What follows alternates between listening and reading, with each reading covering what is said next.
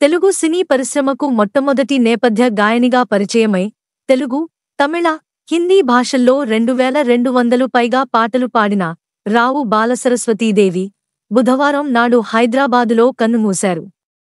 ఆమె వయస్సు 97 సంవత్సరాలు.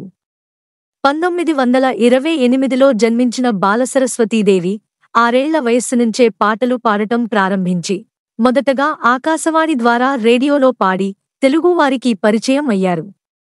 తర్వాత 1936లో విడుదలైన సతీ అనసూయ సినిమాలో తొలి పాట ఆలపించారు.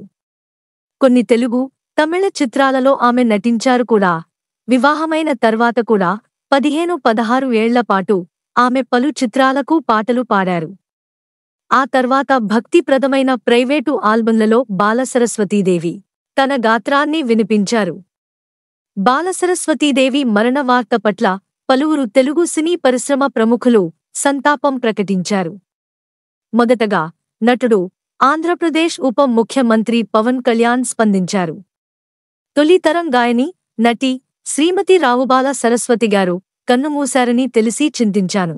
వారి ఆత్మకు శాంతి చేకూరాలని భగవంతుణ్ణి ప్రార్థిస్తున్నాను. 8 దశాబ్దాల కిందటే తెలుగు, తమిళ చలన చిత్రాల్లో నటించిన శ్రీమతి బాలసరస్వతిగారు గాయనిగానూ తన గాత్రాన్ని ప్రేక్షకులకు వినిపించారు. లలిత సంగీతంలో ప్రత్యేక స్థానాన్ని సంపాదించుకుని ఆకాశవాణిలో ఎన్నో గీతాలు ఆలపించారు.